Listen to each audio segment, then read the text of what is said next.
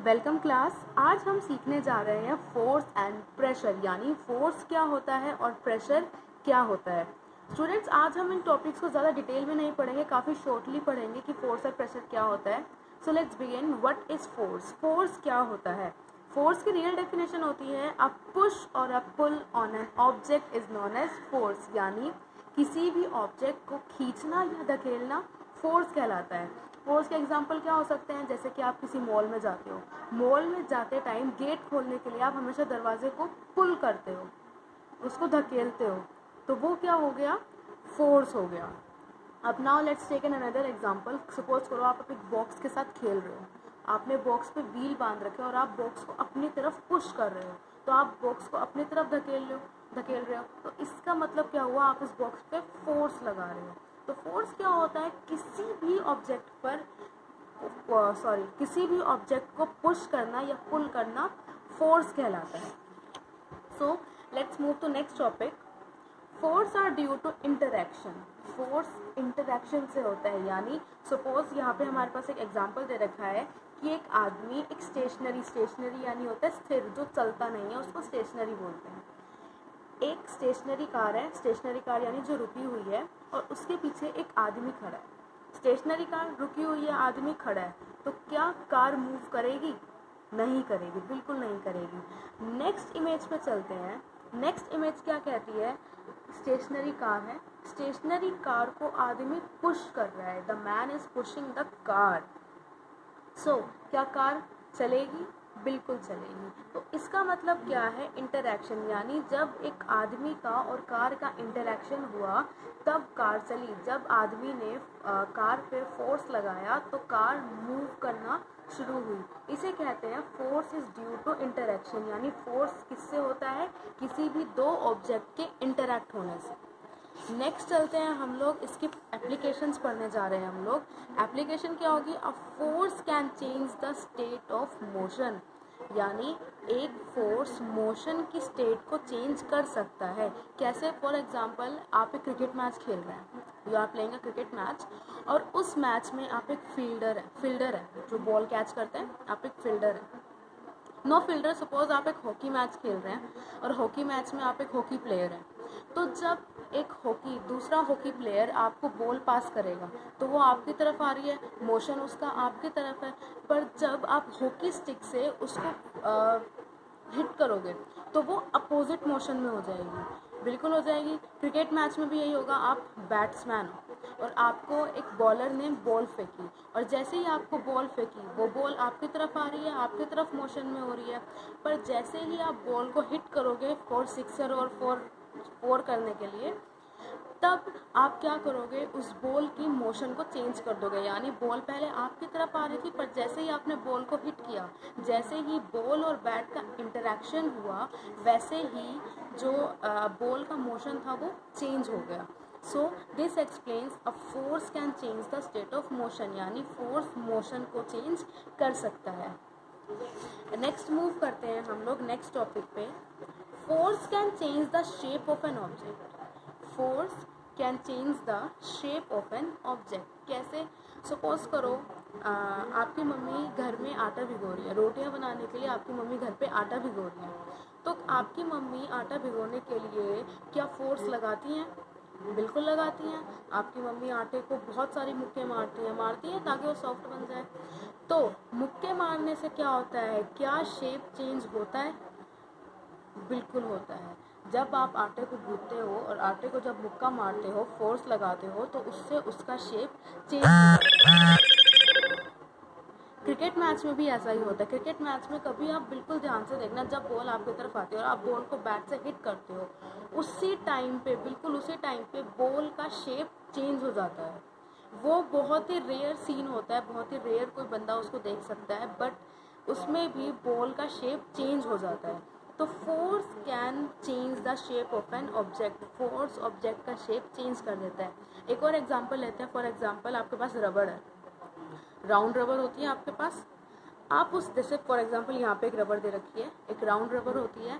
जब आप रबर को स्ट्रेच करते हो, यानी जब आप रबर पे फोर्स लगाते हो, फॉर एग्जांपल मेरे पास यहाँ पे सपोज करिए एक रबर है और मैं उस रबर को ऐसे स्ट्रेच करूँगी, रबड़ को जब मैं ऐसे स्ट्रेच करूँगी तो उसकी शेप चेंज होगी, बिल्कुल होगी।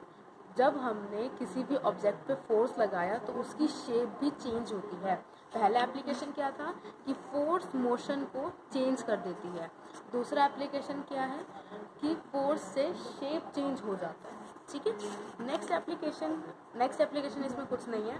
नेक्स्ट हमारे पास आता है कॉन्टैक्ट फोर्स और non contact force. Contact force क्या होता है? कॉन्टैक्ट नाम से पता चल रहा है, जो दो बॉडी के कॉन्टैक्ट में आने से हो उसे कॉन्टैक्ट फोर्स कहा जाता है। यहाँ पे सबसे पहला एग्जाम्पल है मस्कुलर फोर्स का। मस्कुलर फोर्स ये भी बिल्कुल नाम से क्लैरिफाई हो रहा है, जो फोर्स मसल्स की हेल्प से होता है। जब इंटरनल मस्कुलर फोर्स क्या होता है, जब आपके अंदर मसल्स का इंटरेक्शन होता है, मसल्स के कांटेक्ट से जो फोर्स बनता है उसे मस्कुलर फोर्स बोलते हैं।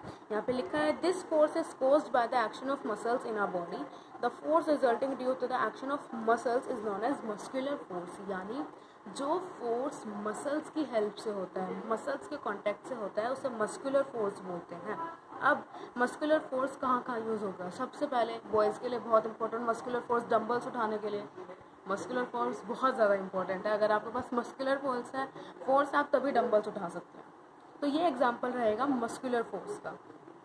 नेक्स्ट चलते हैं friction. Friction very important topic, बहुत अच्छा टॉपिक है फ्रिक्शन। फ्रिक्शन भी कॉन्टैक्ट फोर्स का बहुत ही मेन एग्जाम्पल है, मेन एप्लीकेशन है।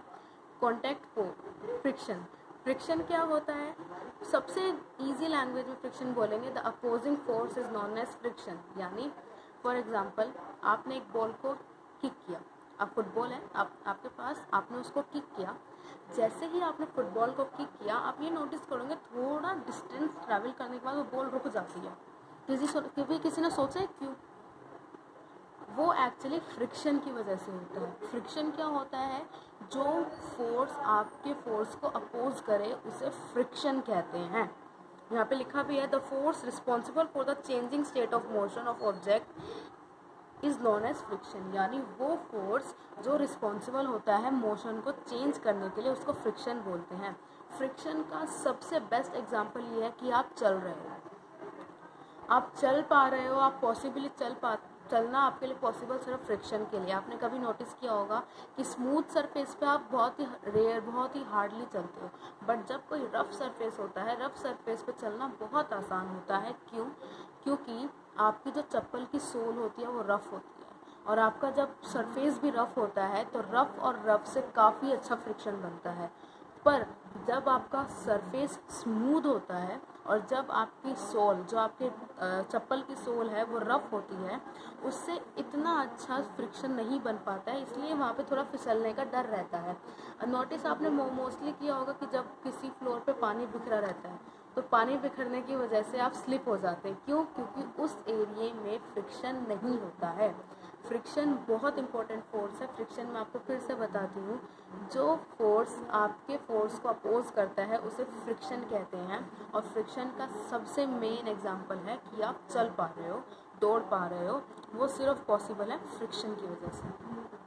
नेक्स्ट आता है non contact force. Non contact force क्या होता है? वो फोर्स जो दो ऑब्जेक्ट के कॉन्टैक्ट के बिना होता है उसे नॉन कॉन्टैक्ट फोर्स कहते हैं, जब दो बॉडी कॉन्टैक्ट नहीं करती। For example magnetic force. Magnetic force क्या? मैग्नेटिक फोर्स में कॉन्टैक्शन चाहिए, कनेक्शन चाहिए किसी चीज़ का? बिल्कुल नहीं।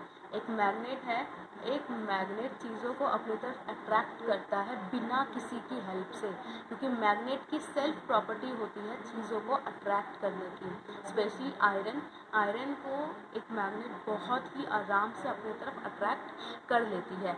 ये होता है नॉन कॉन्टैक्ट फोर्स। यानी यहाँ पे हमारे पास कोई भी दूसरा ऑब्जेक्ट यूज़ नहीं हुआ, सिर्फ क्या यूज़ हुआ? एक मैग्नेट, अकेला मैग्नेट। नेक्स्ट हमारा है इलेक्ट्रोस्टैटिक फोर्स और ग्रेविटेशनल फोर्स। इलेक्ट्रोस्टैटिक फोर्स क्या होता है? वो फोर्स जो चार्ज बॉडी की हेल्प से होता है। चार्ज बॉडी, इसका एक एग्जांपल लेके चलते हैं। फॉर एग्जांपल आपने बहुत बार ये खेल खेला होगा अपनी क्लास में कि आपने स्केल अपने बालों पे रगड़ा और अपने नीचे आपने काफ़ी सारे पेपर्स छिड़क रखे हैं और वो पेपर उस पर चिपक जाता है। क्यों? वो इलेक्ट्रोस्टैटिक फोर्स होता है, यानी आपका जो स्केल होता है वो प्लास्टिक का होता है और जैसे ही आप उसको रब करते हो अपने सर पे वो चार्ज हो जाता है। चार्ज होने के बाद वो पेपर को अपनी तरफ अट्रैक्ट करता है, मतलब वो एक फोर्स लगा रहा है। चार्ज बॉडी फोर्स लगाती है अपने तरफ बिना किसी की हेल्प के, उसे इलेक्ट्रोस्टैटिक फोर्स कहते हैं। ग्रेविटेशनल फोर्स, बहुत इजी फोर्स, ग्रेविटेशनल फोर्स कौन सा फोर्स होता है? जो अर्थ अप्लाई करती है। ग्रेविटेशनल फोर्स की वजह से ही हम धरती पर चल पा रहे हैं। जैसे कि फॉर एग्जांपल आपने एक पेंसिल ऊपर फेंकी, बहुत बार आप गेम्स वगैरह खेलते हैं, पेंसिल ऊपर फेंकते हैं। अच्छा, सबसे इम्पोर्टेंट, क्रिकेट में जब टॉस होता है, टॉस करते टाइम जैसे हम कॉइन को टॉस करते हैं, कॉइन वापस नीचे आता है, क्यों? Gravitational force. वो अर्थ का खुद का फोर्स होता है जिससे वो ऑब्जेक्ट्स को अपनी तरफ अट्रैक्ट करती है, उसे ग्रेविटेशनल फोर्स कहते हैं। ग्रेविटेशनल फोर्स बहुत इजी फोर्स है कि जो चीज़ ऊपर फेंकी जाए और नीचे आ जाती है, उसे वो ग्रेविटेशनल फोर्स की वजह से होता है। नेक्स्ट चलते हैं प्रेशर। प्रेशर नाम से चल जाता है, आपके ऊपर प्रेशर होता है स्टडीज़ का, एग्ज़ाम्स के टाइम पे। वैसे ये प्रेशर उससे बहुत ज़्यादा अलग है। प्रेशर क्या होता है? प्रेशर की definition, a force acting on a unit area on a surface, यानी एक यूनिट मतलब होता है वंस, एक यूनिट होता है single measurement, unit is a single measurement.